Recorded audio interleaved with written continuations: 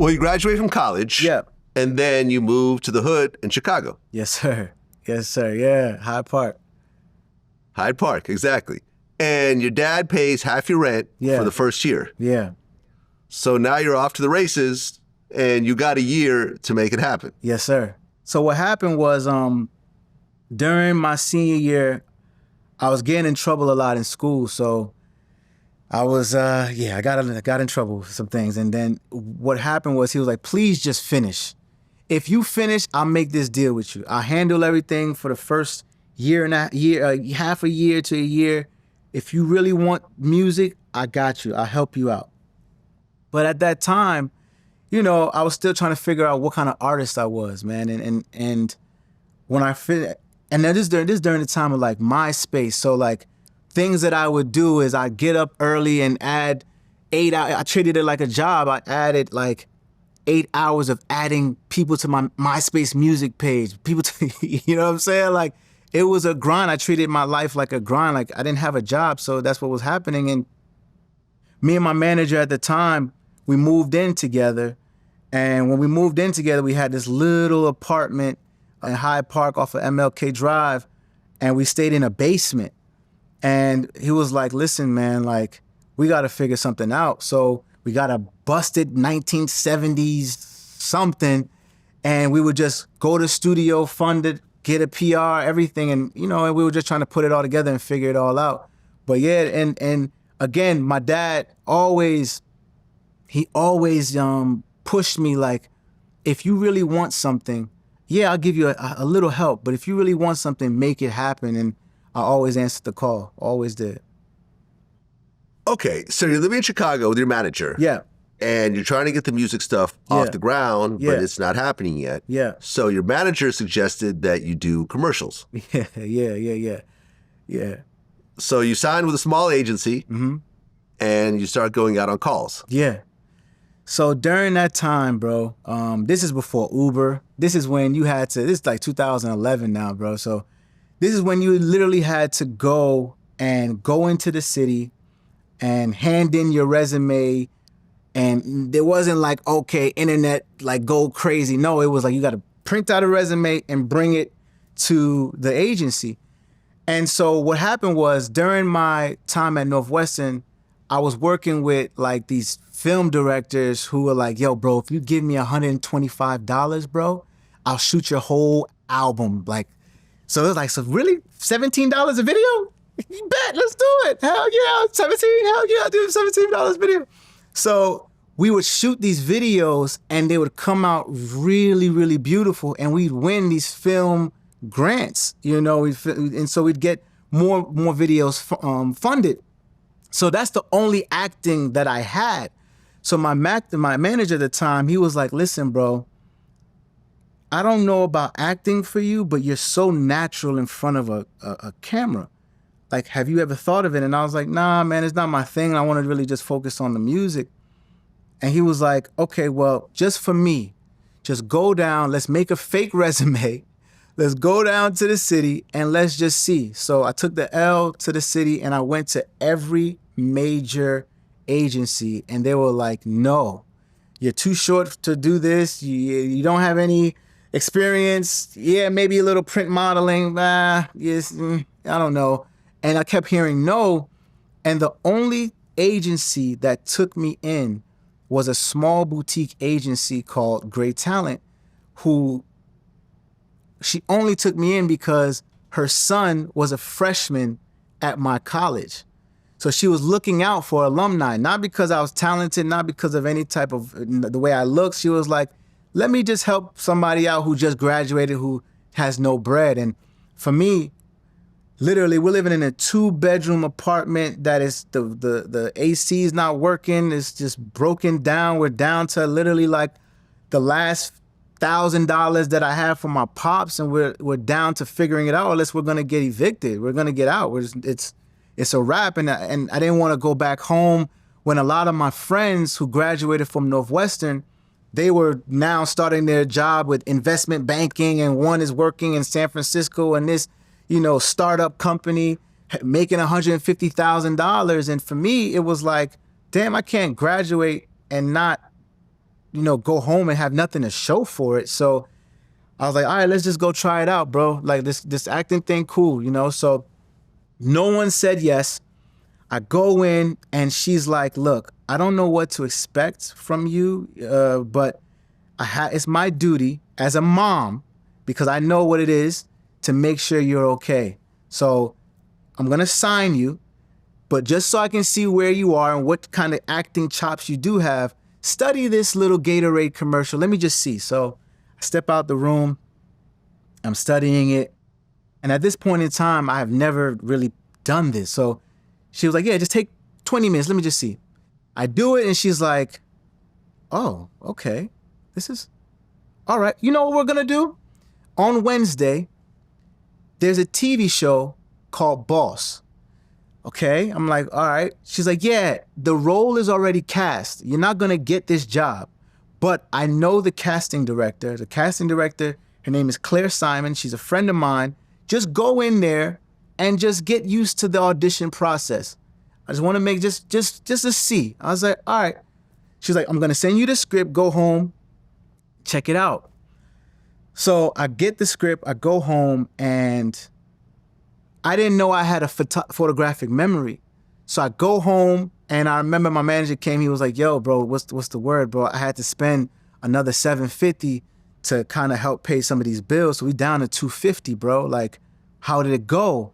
And I'm like, well, I got an agent, and he lost his mind where he's like, do they charging? Like, nah, they said they're going to take 10% of whatever we make. But she got me this audition, and I got to study this and then go in on Wednesday, but I can't get the role. So I'm going to just do it. But she was like, yeah, just go in. So Wednesday comes, and I was talking to this girl at this time, and I thank her to this day, man. I went back and gave her some bread, because she actually saved my life, because she was like, yo, are you ready? She was supposed to take me because I didn't have a car at the time. So she was like, because my manager had the car.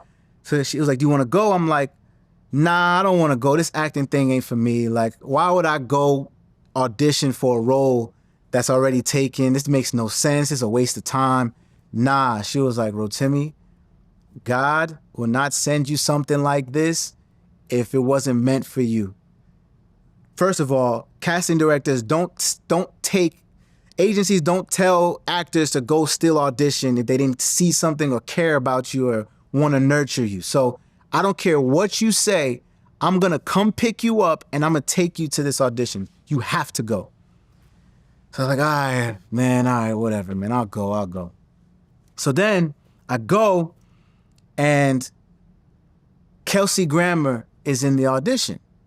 Anyone who knows Kelsey Grammer is Frasier from The Game. So Kelsey Grammer, girlfriends. So Kelsey Grammer's in audition. He's basically thanking all of the casting directors. Thank you for casting our show. It wasn't for me, but Claire Simon was like, look, there's this kid coming in. I was so green, bro, that like, this is during the time where there was the wristbands where you put your website. So I had the rotimimusic.com website wristband that I'm handing into every single, yeah, this is my music. Yeah, check it out. Yeah, this is my, I'm literally handing in the oblivious that this is not that type of vibe. So they started laughing. So realizing that, I learned a big lesson in auditioning, that for any actor out there, work the room, find a way to get them to laugh, find a way to get them to see your charm. And that's when I realized, these are just regular people. So that disarmed the whole room. I go in, first audition, and I did not realize that Claire at the time was saying, hey, can you try it this way? Hey, can you try it this way? Try acting it out this way. Try acting. I didn't realize that I played it 8 different ways. And she's looking at Kelsey and they're like, what? He's like, so you graduated from Northwestern? I was like, yeah. And at the time, Northwestern is one of the biggest theater schools. So he assumed that I'm there for that. So I'm like, dog. He's like, yeah. So who'd you study with? This and this and this and this and this. I'm like, bro, no, this is my first day, and they lost it. Like, so this is your first day acting? I was like, yeah, this is my first day. And from that moment, they called me, basically go back. Didn't know. They were like, yeah, we'll let you know. Go back No one said anything. I go back to to my crib, and my manager's like, listen, bro, like, how'd it go? I'm like, I don't know, man. They kept staring at me like I did something wrong. They were in disbelief. So it must have sucked. You know what I mean? Like, it was probably horrible, bro, because they didn't say nothing. A week goes by, and I get the call that I booked the job. So at that point now, it's like, okay, I'm an actor. And that's kind of how I got thrown into the acting space.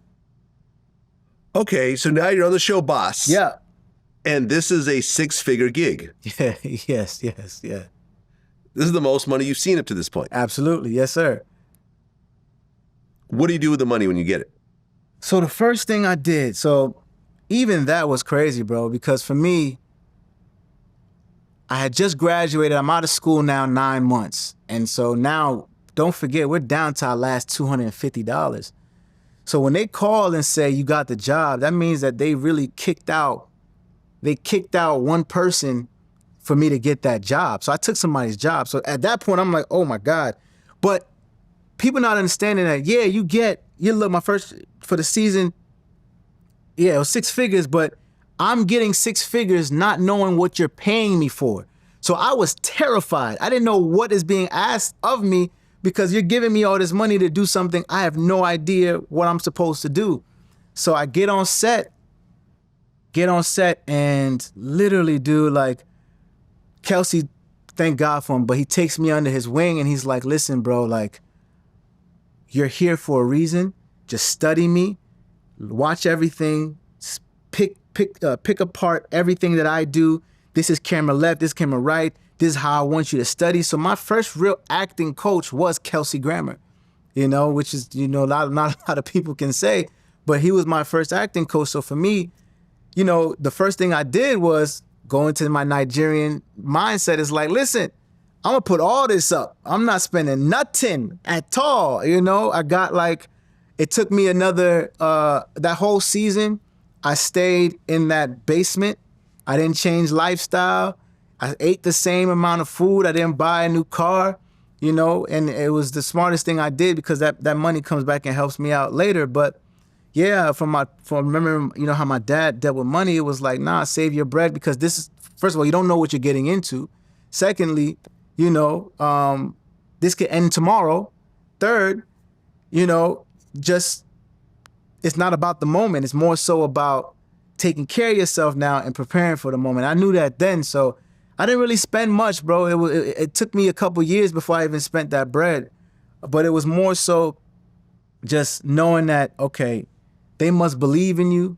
You're in a situation where it's very, very, this doesn't happen. People don't walk in and then become an actor 2 weeks later and now on a show that is supposed to be critically acclaimed with one of the greatest TV actors of all time. That doesn't happen. So get all that scared shit out your system and literally you gotta win. You gotta figure out how to make this happen. And that taught me so much as a man because I'm 21, 22 years old and a network believes in me. This guy believes in me. They must have taken a seasoned actor out the way to believe in me. So it was like, oh, okay. That's why I tell any artist or entertainer, like, genuinely, man, like, you never know who's watching. You don't know what is meant for you. God has his own plan for you. But I learned in that moment that you got to kill everything whenever you get that opportunity. So even if somebody gives you a 1-line or 2-line thing to do, you don't know who's watching. So for me, I realized that very early because if I would have just said to myself, nah, I don't want to go. I don't want to. If I would have stayed there, I wouldn't have been on the things I've done. I probably would have had to go home. I don't know if I'll even still be in the entertainment business. So, it was, yeah. So for me, to answer the question, like, I literally just saved that bread for a long time. Well, your dad was right. Yeah. Because here you are on this show that's getting all this critical acclaim, and you got this legendary actor who's starring in it. Yeah. But then after season 2, Boss gets canceled. Yes. Oh, my God. Brother, How big of a shock was this to you? That changed my life. And again, it was one of those things where, one, thank God I saved my money because to go back, first season, saved everything.